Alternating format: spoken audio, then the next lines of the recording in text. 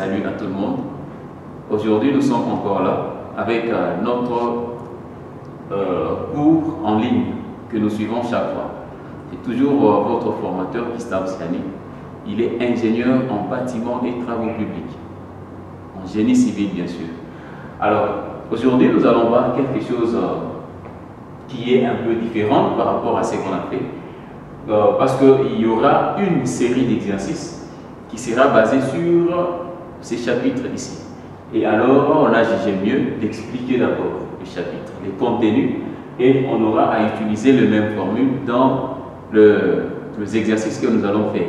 Alors, nous allons faire les calculs des contraintes et de formation. Contraintes et de formation. Alors, lorsqu'on parle de contraintes et de formation, il faut comprendre qu'il y a, on est en résistance des matériaux. Donc, un matériau qui aura sa contrainte et une déformation par rapport à la charge qui lui sera appliquée. Alors, ici, lorsqu'on parle de la contrainte ou de formation, il faut comprendre qu'il y a des sollicitations. Bien sûr qui peuvent solliciter nos pièces, hein, quelle que soit la tautologie, mais seulement il y a des sollicitations que nous allons utiliser, que nous utilisons plus en résistance des matériaux et que nous allons essayer d'étudier ici ensemble. Alors, parmi les sollicitations, lorsqu'on parle d'abord des sollicitations, nous voyons ce que nous appelons les éléments de réduction. Donc, en quelques petits termes, les éléments de réduction, je peux dire, ce sont des efforts intérieurs dus à la charge extérieurement appliquée. Et parmi les éléments de réduction, nous avons le moment fléchissant, nous avons l'effort normal, nous avons l'effort tranchant et deux fois le moment de torsion. Ce sont des éléments de réduction qui sollicitent nos pièces. Alors, ici, nous commençons. Nous commençons par, je peux énumérer très bien, nous avons parmi les éléments de réduction, nous avons les moments fléchissants, nous avons l'effort normal, nous avons l'effort tranchant, nous avons même les moments de torsion, quelle que soit la sollicitation. Alors, nous commençons par 1. Traction ou compression. Traction, compression. Alors, on nous pose, la question qu'on se pose, c'est que quand est-ce qu'une pièce est sollicitée à la traction ou à la compression? Et là, il faut comprendre que ce sont de sollicitations qui prennent en compte l'effort normal. En fonction des éléments de réduction, une pièce qui travaille à la traction et à la compression, cette pièce ne supporte pas les moments fléchissants. Donc, le moment fléchissant est égal à 0. L'effort normal est différent de 0. L'effort tranchant est égal à 0. Ces moments de torsion est égal à 0. Voilà. Donc ici, nous n'avons que l'effort normal. L'effort normal, c'est l'effort c'est un effort axial. Donc c'est l'effort qui est perpendiculaire à la section transversale de la pièce, qui agit bien sûr dans l'axe de la pièce. Alors, il faut comprendre la différence entre la traction et la compression, parce que du point de vue contrainte des déformations, nous avons de mêmes formules. Une pièce est sollicitée à la traction simple, nous avons la traction simple, la compression simple. Lorsque cette traction ou cette compression n'est pas accompagnée d'une autre sollicitation. Donc, cette pièce travaille à la traction lorsque les forces qui lui sont appliquées tendent à l'allonger. Là, c'est la traction. Mais lorsque ces forces tendent à raccourcir la pièce, là, nous sommes en compression. Donc, d'une manière graphique, je peux dire que nous avons, ça c'est par exemple une pièce, là c'est une pièce. Voilà, nous avons les deux pièces. Une pièce qui travaille à la traction, c'est-à-dire la charge, là nous avons l'axe. Nous avons notre axe de la pièce, nous avons aussi notre axe de la pièce. une pièce qui travaille à la traction, donc les forces qui lui sont appliquées tendent à l'allonger. Donc nous avons une force N, l'effort normal. Mais la pièce qui travaille à la compression reçoit la même force, bien sûr, N, mais qui tend à raccourcir. Donc vous allez comprendre que ce sont les deux sollicitations qui font l'intervention de l'effort normal, mais seulement ici, l'effort normal allonge et là, l'effort normal raccourcit la pièce. Donc c'est ça en fait la différence. Alors, avec ces deux sollicitations ici, la traction et la compression, comment calculer la contrainte à la traction? Donc la contrainte dans une pièce qui travaille à la traction. Vous savez très bien, donc l'effort normal est donné par l'intégrale dans un domaine bien défini, la contrainte multipliée par dds. Et je peux l'écrire comme ça.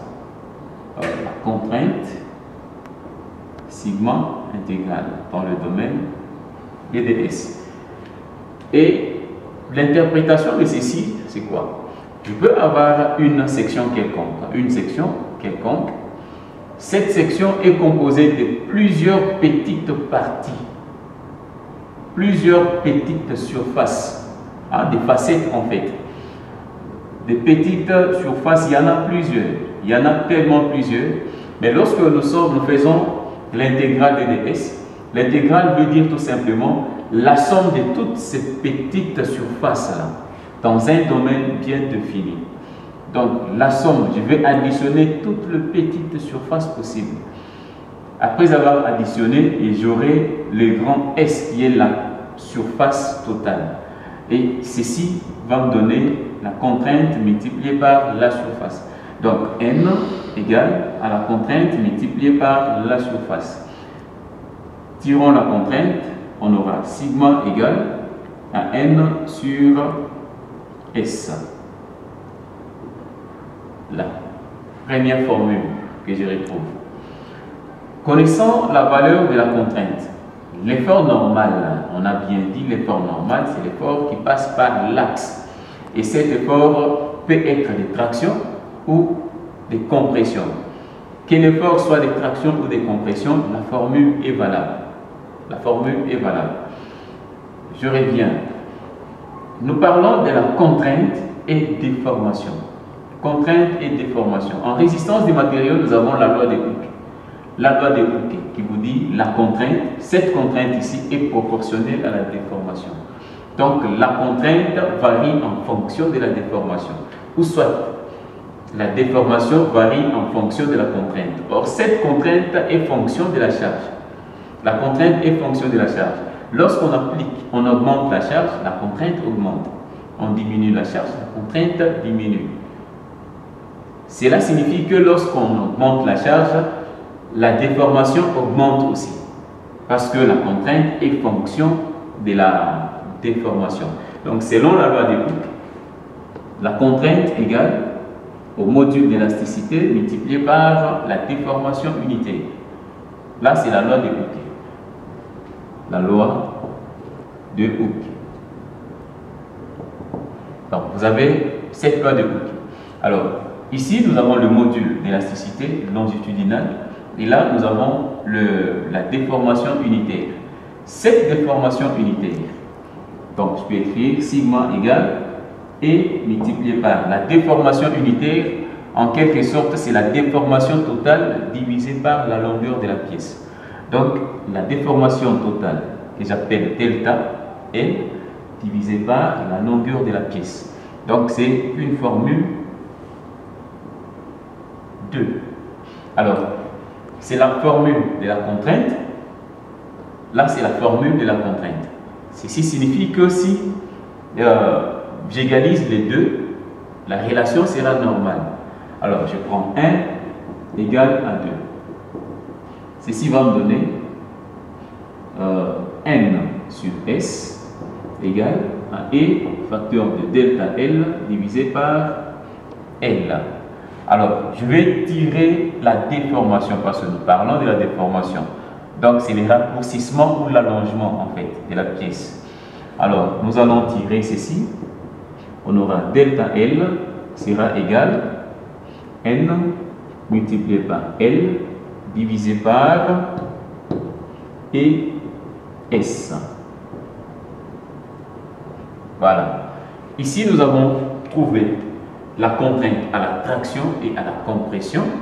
Cette contrainte qui est fonction de la force et la surface. Nous avons trouvé la même contrainte qui est fonction du module d'élasticité et la déformation unitaire.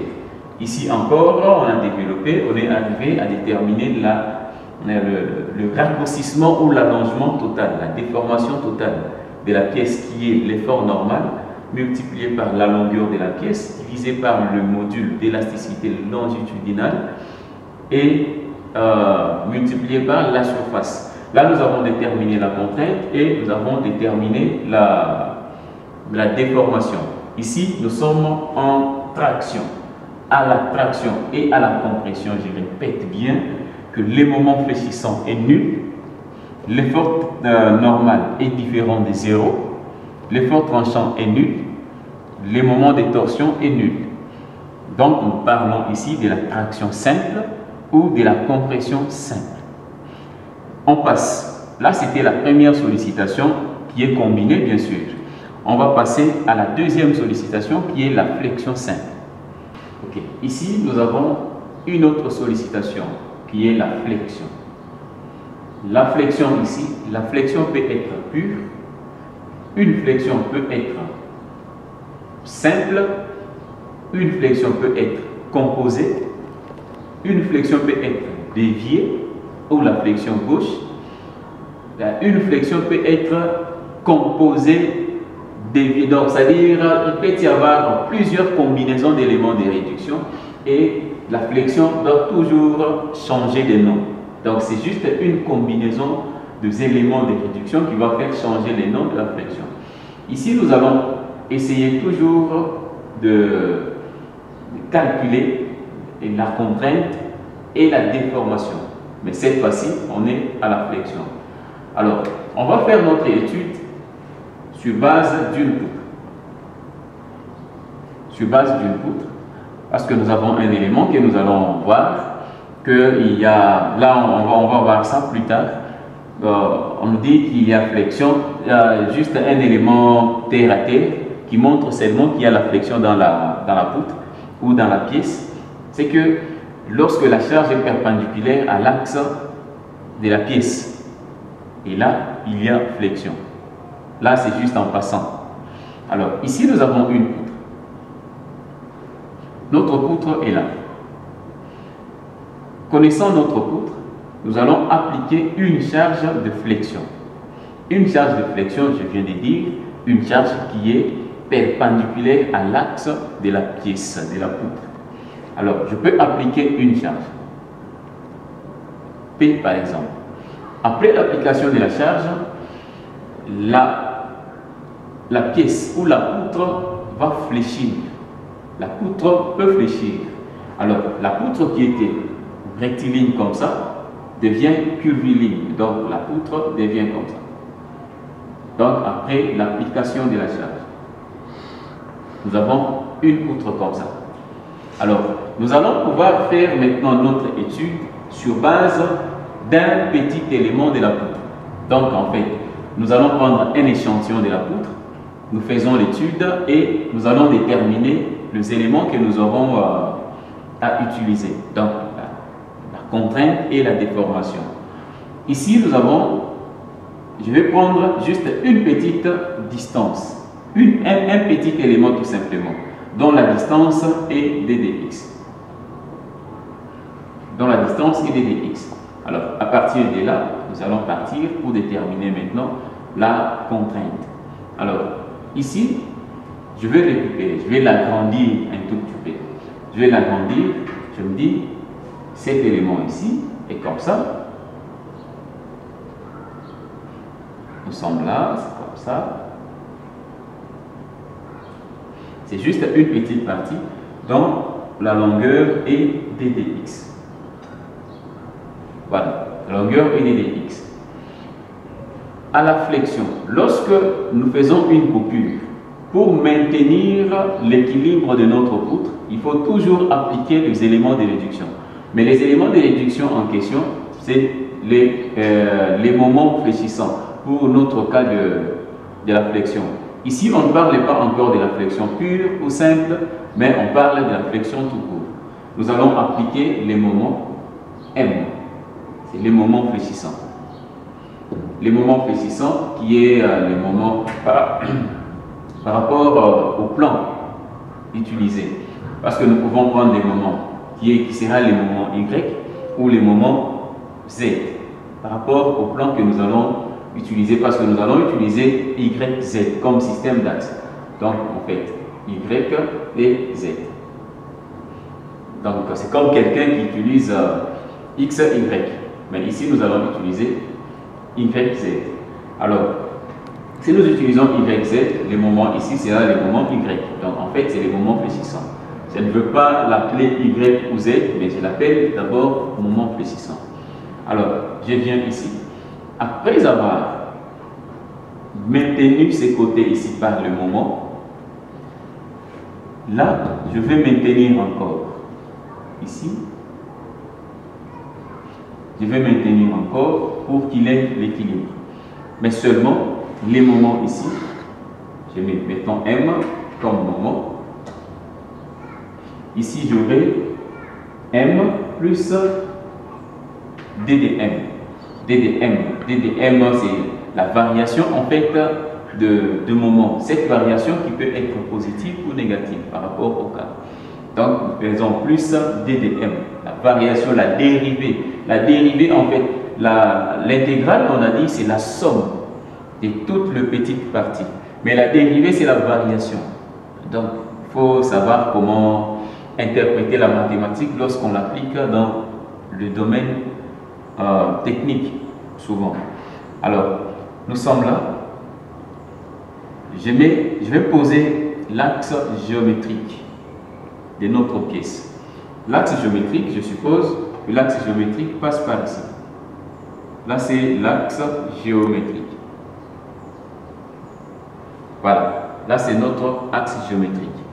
Et en dehors de l'axe géométrique, à la flexion, nous avons un autre axe que nous appelons l'axe neutre. L'axe neutre, c'est un axe qui sépare les contraintes de traction et de compression. Parce qu'il faut savoir que lorsqu'il y a la flexion, il y a toujours la présence de la traction et de la compression. Maintenant, du fait qu'on a les deux zones, la traction et la compression, ces deux zones seront séparées par un plan. Et ce plan sera dessiné par l'axe neutre. Donc, c'est l'axe des contraintes nulles. Donc, l'axe neutre, c'est l'axe où toutes les contraintes s'annulent. Donc, en fait, c'est les changements des contraintes. Donc, quitter la traction vers la compression ou de la compression vers la traction. Les contraintes sont nulles. Alors, dans le fibre, bien sûr, dans le fibre neutre, les contraintes sont nulles. Et là, je répète. Je viens poser l'axe neutre ici. Je pose l'axe neutre ici, qui peut varier, bien sûr. Alors, la distance d'ici jusque-là, c'est ça, c'est ce que j'appelle Y. Les Y peuvent varier, quels que soient les cas. Ces Y peuvent varier. Alors, vous allez remarquer que je vais faire quelque chose. Voilà. Et Y ici. Voilà. Et après l'application de la charge, vous allez voir que la face ici a été sollicitée par un moment, un coup de flexion. Ici, la même chose. Alors, il doit y avoir une déformation. Maintenant, la déformation de la poutre, c'est fait dans la partie tendue et dans la partie comprimée. La partie qui sera comprimée est comprimée, la partie qui sera tendue est tendue. Donc, ici, je me dis, la face qui était ici, après l'application de ces moments ici, la face se retrouve comme ça. Voilà. Cette facette ici pivote sous l'influence des éléments qui sont appliqués. Et par rapport à l'axe géométrique, je prends cet angle ici. Je dis l'angle est DD alpha. Donc nous avons pris un échantillon, une petite partie tout simplement, dont la distance est DDX. C'est-à-dire l'angle aussi de variation sera DD alpha. Sera DD alpha. Et je vais noter aussi, par rapport à l'axe neutre. Par rapport à l'axe neutre, je me dis, ici j'ai le point.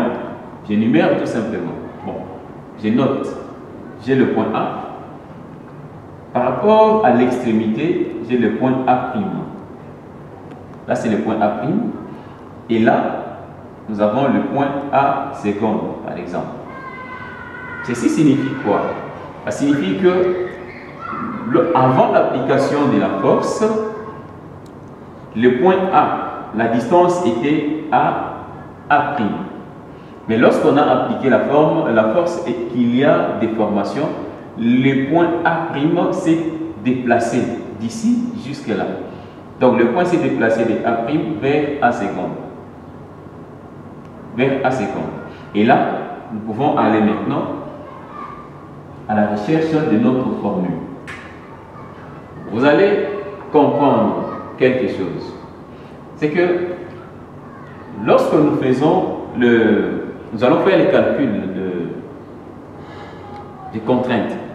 Lorsque nous allons faire les calculs des contraintes, nous venons ici. On s'est dit, comme on a vu à la traction, on avait dit la déformation unitaire était égale à la déformation totale divisée par la longueur. C'était quelque chose comme ça. Si vous regardez la longueur totale, notre longueur totale c'est AA'. Nous partons toujours du même principe. AA', c'est notre longueur. Donc je peux faire ceci. AA', c'est la longueur totale, initiale bien sûr. AA'. Mais le déplacement, ou disons la déformation d'L, ce n'est que ceci, qui est le déplacement. A' seconde. A' seconde. Nous partons de là. Ceci donne, lorsque je viens, je prends A' seconde. A' seconde, c'est ici. Si je vais calculer A' seconde en fonction de Y et D de alpha, vous allez voir que c'est Y multiplié par D de alpha, cette distance ici. Y multiplié par D de alpha. Donc A' seconde sera Y D de alpha. Donc ici nous aurons Y multiplié par D de alpha divisé par A'. Si vous regardez A', c'est D de X. C'est la distance D de X. Je mets D de X avant. D de X. Et ceci, j'écris même Y multiplié par D de alpha divisé par D de X. Et si vous regardez aussi, vous allez voir que le Y multiplié par D de alpha sur D de X. Ceci interprète quelque chose. Donc en fait, c'est la variation de l'angle par rapport à la variation de la distance. D de X, c'est une distance. La variation de l'angle par rapport à la variation de la distance. Et ça interprète quelque chose. Lorsque vous marchez et vous arrivez à dévier, donc quitter la direction où vous étiez et vous entrez dans une autre direction tout en changeant l'angle, ce que vous avez fait, c'est ce qui est interprété ici. Donc la variation de l'angle par rapport à la distance nous donne la courbure. C'est ce que nous appelons la courbure. La courbure qui est symbolisée par θ. Y multiplié par θ. Avec θ, la courbure. Avec θ, la courbure. Voilà. Alors ici, epsilon, la déformation unitaire sera Y multiplié par θ. Là, nous avons la déformation unitaire. Et après avoir trouvé la déformation unitaire, nous rentrons encore en arrière pour utiliser, nous parlons très bien de la contrainte et déformation. Contrainte et déformation. La contrainte est proportionnelle à la déformation. Alors, la contrainte est proportionnelle à la déformation, nous interprétons toujours la loi des Pouquet. La loi des Pouquet. Alors, la contrainte est égale au module d'élasticité multiplié par la déformation unitaire. Or, la déformation unitaire a une valeur qui est trouvée là-bas. Donc, ceci donne E, Y, θ. Donc, notre contrainte sigma égale à E, Y, θ. Là, c'est notre contrainte que nous venons de déterminer. Mais seulement, cette même contrainte est calculée aussi. Peut être calculée aussi en fonction du moment. Or, on sait très bien, le moment est le produit de l'effort normal par la distance. Donc, le produit de l'effort normal et la distance. C'est ça le moment. Donc, notre moment sera égal à l'effort normal, le moment égal à la force multiplié par la distance. Donc, ça, c'est le moment. L'effort normal multiplié par notre distance Y. Alors, N, qui est l'effort normal, qui a été calculé précédemment. Donc, on peut écrire cette formule comme ça. N, qui est l'intégrale de sigma multiplié par 2ds. Donc, je peux l'écrire comme ça. Y, je commence par Y multiplié par sigma dds. C'est ça en fait, le moment. Et je peux partir sigma. Connaissant les sigma ici, sigma a une valeur qui est de l'autre côté. Connaissant les sigma, je peux remplacer Y multiplié par Y θ dds. Y sera au carré et θ peuvent sortir. Donc j'aurai ici le moment égal à θ intégrale Y carré dds. Et en géométrie analytique ou différentielle, je crois, vous restez sans ignorer que cette intégrale me donne quelque chose. L'intégrale ici me donne quelque chose. La chose en question, c'est le moment d'inertie. Donc, l'intégrale Y carré dds me donne le moment d'inertie. Alors, j'aurai le moment, ceci va me donner et θ I. Donc, le moment fléchissant, le moment sera égal à E θ I. Si j'essaie de tirer θ ici, j'aurai θ égale M sur EI. M sur EI. Là, nous avons la formule de θ, donc la courbure. Alors, M qui est le moment fléchissant, bien sûr, et I qui est la rigidité à la flexion. EI. Le produit EI désigne la rigidité à la flexion. Alors, connaissant le θ ici, si je remonte encore en haut là-bas, je peux tirer θ ici. Si je tire θ là-bas, j'aurai θ égale à sigma sur EY. Je peux nommer ceci A et ceci B. Et je viens dire θ A égale à B. Donc si je fais A égale à B, j'aurai sigma sur EY égale à M sur EI. Les E vont tomber. Les Y part de l'autre côté. Et j'aurai sigma égale à M sur I, facteur de Y. Voilà. Ou on peut l'écrire aussi comme ça. Sigma égale moment divisé par U sur Y. Ceci est la contrainte à la flexion. Donc c'est la contrainte à la flexion. À la flexion simple, on peut l'utiliser. Contrainte à la flexion. Ici, la contrainte à la flexion. Là, c'est le moment ici nous avons les modules de flexion. Donc, ceci, Y, dans le I sur Y, les moments d'inertie divisé par l'ordonnée du centre de gravité. Ceci exprime les modules de flexion. Les modules de flexion. Ici, nous venons de déterminer la formule de la contrainte à la flexion. Et maintenant, on doit différencier maintenant ces flexions. On doit différencier le flexion. J'ai dit bien le flexion. Okay. Là, nous venons de déterminer la contrainte à la flexion. Et cette fois-ci, nous allons essayer de distinguer maintenant les différents types de flexion. Alors, la flexion, je reviens là. Voilà. Ici, nous avons la flexion. 2, 1. Nous avons la flexion pure. Flexion pure. Quand est-ce qu'il y a une flexion pure dans une poutre? Là, il faut très bien comprendre. Parce qu'il faut différencier toutes sortes de flexions. On nous dit bien que toutes ces sollicitations sont différenciées par l'apparition de chaque élément de réduction. Alors, à la flexion pure, les moments fléchissants est différent de 0. L'effort tranchant est 0. L'effort tranchant n'existe pas dans la poutre. L'effort normal n'existe pas.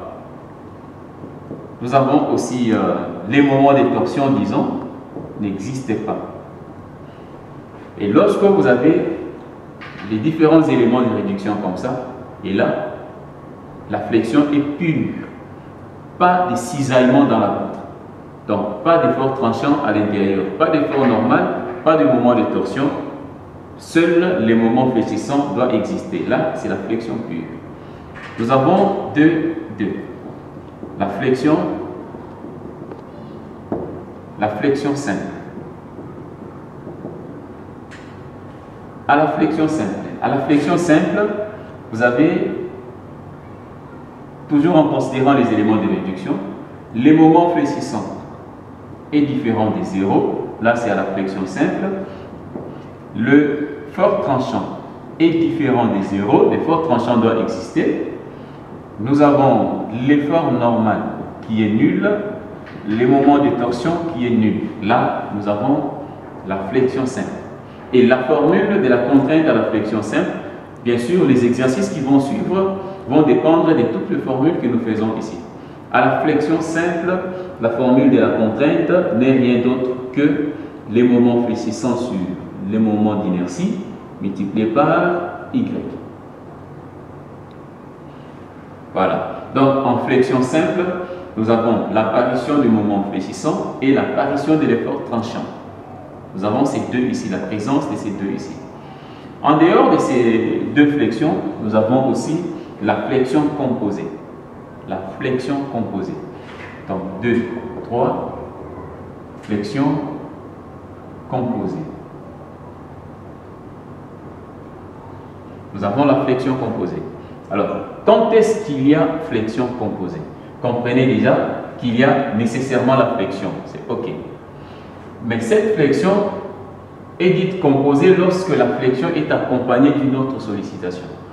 Et souvent, la flexion est accompagnée de l'effort normal, des tractions, l'effort normal des compressions, ou la flexion peut être accompagnée d'un moment de torsion. Voilà. Mais ici, nous ne parlons pas de moment de torsion. Ici, nous parlons de la flexion qui est plus accompagnée par l'effort de traction et des compressions. Alors, ici, nous prenons la flexion composée qui est accompagnée de l'effort de traction et compression. Et on va voir aussi, à la fin, nous allons voir aussi lorsque la flexion est accompagnée d'un moment de torsion. Comment est-ce qu'on peut prendre en compte cette contrainte? Alors, ici, nous avons les moments fléchissants doivent être différents des 0. L'effort tranchant doit être différent des 0. L'effort normal doit être différent des 0. Les moments de torsion et 0. Là, nous avons la flexion composée. La flexion composée qui est accompagnée d'un effort normal, donc l'effort de traction ou de compression. Lorsqu'on aura à faire le dimensionnement ici, vous allez voir la contrainte à la flexion composée sera la contrainte à la flexion et plus la contrainte à la traction. Donc en fait, nous avons les moments fléchissants, j'écris bien les moments fléchissants, divisé par les moments d'inertie multiplié par Y, plus ou moins N sur S. Là, c'est la contrainte à la traction ou compression, et là, c'est la contrainte à la flexion. Donc, vous allez comprendre que lorsque la pièce, la flexion est accompagnée de la traction, vous utilisez un seul signe. Si la flexion est accompagnée de la compression, vous utilisez l'autre. Donc, c'est en quelque sorte comme ça. Là, nous avons la flexion composée qui est accompagnée de la traction et de la compression. Et là, nous avons déterminé la contrainte à la flexion composée. Ici, c'est lorsque cette flexion est accompagnée de la traction ou compression. Mais lorsque cette contrainte de flexion, cette flexion est accompagnée de la torsion, cette contrainte devient le moment fléchissant divisé par I, Y, plus moment de torsion divisé par I, O sur V. Donc, je peux faire multiplié par V. Donc, c'est en quelque sorte comme ça. Donc, torsion. Donc, ici, j'écris flexion plus, là, c'est la flexion plus la torsion. Voilà. Là, c'est le moment de flexion. Là, c'est le moment d'inertie. Y, l'ordonnée du centre de gravité, dans la direction de la flexion, bien sûr. Le moment de torsion, là, c'est le moment d'inertie polaire, qui est la somme de moments d'inertie de deux axes, X, Y. Et là, c'est l'ordonnée aussi du centre de gravité, mais dans les plans de torsion. Nous avons ça. Et en dehors de ça, de cette flexion composée, nous avons aussi une autre flexion. Une autre flexion de 4. Nous avons la flexion déviée. La flexion déviée. Flexion déviée. Ou gauche. Flexion déviée ou gauche. Mais seulement, vous allez comprendre qu'il y a flexion déviée ou flexion gauche lorsque les moments fléchissants ici les moments fléchissants apparaissent dans un plan. Mais seulement il y a des cas où les moments fléchissants apparaissent dans les deux plans. Donc nous avons les moments Y et les moments Z. Donc à la flexion déviée, nous avons le moment Y, nous avons MY qui est différent des 0, MY qui doit exister. Vous avez aussi MZ qui doit exister. Vous avez l'effort tranchant qui doit exister. Vous avez l'effort normal qui est nul, le moment de torsion qui est nul. Et là, la combinaison de ces éléments de déduction nous donne la flexion déviée. Dans la flexion déviée. Et vous allez comprendre que la flexion déviée, la contrainte à la flexion déviée n'est rien d'autre que la contrainte à la flexion créée par MY et la contrainte à la flexion créée par MZ. Donc, je prends MY, je fais ceci, MY divisé par I sur Y, je fais ceci, plus ou moins, ça dépend du sens du moment. Ça dépend du sens de moment. Plus si le moment est positif, moins si le moment est négatif. Donc je peux faire plus ou moins. Mais seulement il y aura un signe à utiliser, plus les moments. Donc Z divisé par I sur Z. Il faut comprendre tout simplement l'utilisation des Z. L'utilisation des Z en fait. Donc ici nous avons la contrainte à la flexion déviée. Y, c'est l'ordonnée du centre de gravité dans les plans de la flexion Y. Et là, c'est l'ordonnée du centre de gravité dans les plans de la flexion Z. Donc c'est quelque chose comme ça. Alors, en dehors de ça aussi, nous pouvons avoir aussi une flexion déviée composée. Une flexion déviée composée, c'est une flexion qui est accompagnée aussi d'un autre élément de réduction, qui est par exemple l'effort normal. Et vous allez voir ici, de 5, on doit se limiter par là pour cette séance. Nous avons la flexion déviée composée. La flexion déviée composée. La flexion est dite déviée composée lorsque nous avons l'apparition, l'existence de MY, il y a l'existence de MZ, nous avons aussi l'effort tranchant qui existe, nous avons l'effort normal qui existe, les moments de torsion est nul. Voilà, là nous avons la flexion déviée composée. Et à la flexion déviée composée, la contrainte égale, ce n'est que la combinaison en fait. Donc, le moment Y sur I sur Y, plus ou moins moment Z, U sur Z, les moments d'inertie aussi, parce qu'il faut savoir aussi prendre les moments d'inertie. Les moments d'inertie que nous prenons ici, là c'est les moments d'inertie par rapport à l'axe de ces plans ici, et là c'est les moments d'inertie par rapport au plan de la flexion Z. Nous avons en fait les deux moments d'inertie avec les axes principaux, dans les deux axes principaux. Ici, nous avons aussi ça, j'ajoute N sur S. Voilà. Donc si nous avons une pièce comme ça, par exemple, nous avons l'axe de flexion qui est là, l'axe qui est là, là c'est Y, là c'est Z. Vous allez voir que nous aurons les moments d'inertie en Y et les moments d'inertie en Z. Mais seulement avec les applications que nous allons faire, vous allez pouvoir comprendre comment est-ce que nous allons utiliser toutes ces formules de contraintes dans les dimensionnements de sections résistantes de toutes les pièces qui seront sollicitées et qui seront calculées dans nos exercices que nous allons relancer prochainement. Je crois qu'on est presque à la fin.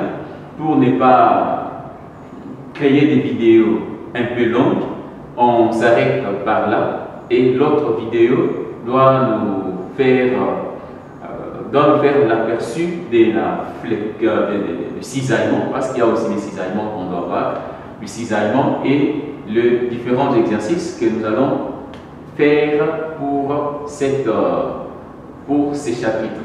Donc ici nous avons eu des contraintes. Prochainement, on va démontrer aussi les formules qui vont nous aider à faire les calculs de la déformation à la flexion et le cisaillement aussi. Donc, on est presque à la fin.